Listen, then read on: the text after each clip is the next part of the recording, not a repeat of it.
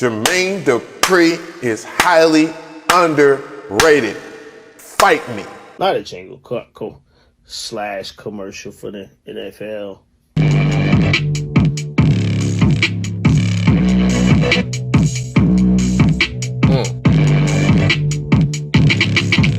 Everyone kicking though. You got both kicks playing? Not just one. Just the new one? Yes, new one. Okay.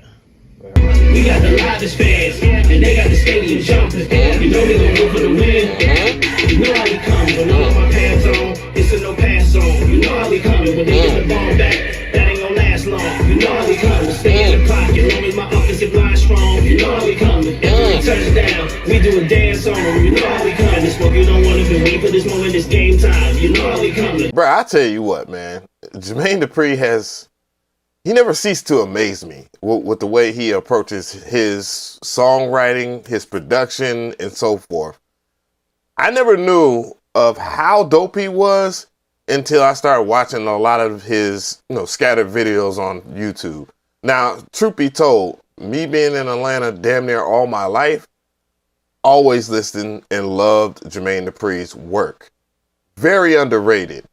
And if you look at the timeline and the people that are praised for being songwriters, rappers, producers, why is it like that? I'm just trying to figure it out. I'm just writing. God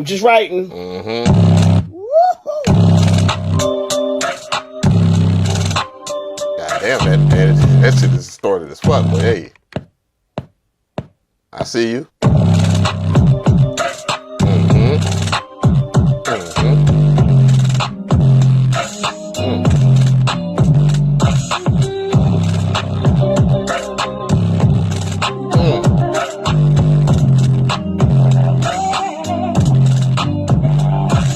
Well, what I liked about that beat was the fact that he merged the 808 that has the kick in it with just a plain kick. So there's a lot to love in this style. There's an adverse to what Jermaine Dupri does. Well, one thing I noticed about Jermaine Dupri, if it's already hot, he follows that kind of pattern and just brings his own kind of flavor to it. So he's kind of true to that, if something's popping, hey, why not just get on it type vibes? And that's not very popular with many people. But at the same time, Jermaine Dupri has innovated other areas of the industry.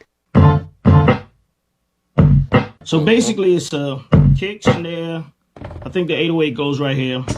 My infamous hi-hat. And this hit. Right? The bass line.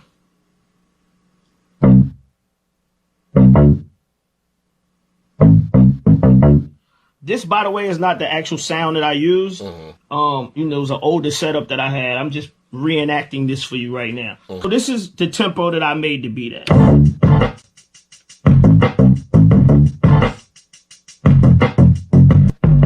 So I can't leave out these 808s. One of the main things I noticed that a lot of the legendary music producers, especially the sample-based ones, what they have a knack for is creating stabs that work in different aspects of their track. And that's something that I'm trying to master. That is one of the things that's really hard to master. It's easy to do because, as we have been proven, people will always criticize someone and say, well, I could do that. And then they can't because it's not easy to master. And that's one of the things that I take from Jermaine Dupri's production side of his creativity. So I'm muting the music during this part here, and I just want you guys to see the tweets because they're pretty relevant if you actually look at them. Still says young, fly, and flashy. And for those who don't know, Jermaine Dupri started off like a backup dancer for Houdini, if I'm not mistaken. And that's one of the things that he did. I understand his connection with the industry with his father, which, hey, look, man, you got to get your love from somewhere, right? So, and he has a exact care. Like a lot of the tweets that he's talking about, man, is real talk. Like I've never seen so much homelessness in Atlanta, for real. I remember back in the early 2000s when Jermaine Dupri, it was supposed to be like Timbaland, Jermaine Dupri, and Dr. Dre talking about Jermaine Dupri and all that stuff because Jermaine Dupri wanted his flowers early, and respectfully so. And to add context to someone that was in the South at that particular time, man, we weren't getting respect in the industry at all. Like, no matter how many hit records that we were churning out at a particular time, especially in the early 2000s when the takeover really started for Southern hip hop in its immersion of today's music, where we're kind of still left in the past in that sense, or not looked at as a heavy influence. Now, let's put that into perspective to where Timbaland and Dr. Dre were talking about, and they have since made good with that, and it's not a beef anymore, thank goodness, because we're older now, right? He's definitely not overrated. So I pulled up his discography so you can see it. You can see Jump, Warm It Up, Chris, I Missed the Bus, and these are like #1 records to All Right, Just Kick It, with Escape, and The Brat, So Funkdafied, albums that I bought day one and have influenced me. And you can see that he has a whole bunch of hits, man. Usher, Monica, so forth, Lil Bow Wow. It just goes on and on and on. When we look at #1 songs, according to Wikipedia, he has 43. That's not an easy feat. And if we look at top 10 hits, he has 78. Top 40 hits, he has 123. And a total in chart is 147. And it's time to just say it, man. Like, he is very underappreciated, and I want to give him his flowers. 100%, guys. Check out his track record. It's incredible work, especially the stuff that he did in the R&B world. Love it to death.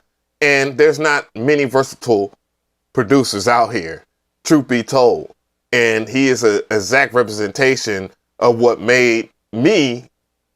inspired me to do music out here in Atlanta. And I've been aspiring for forever. But yeah, I just want to make sure that everybody knows that. So let me know how you feel about that in the comment section. I know some people might have some things to say, and I'm willing to hear about it in the comment section. So, tell me what you feel.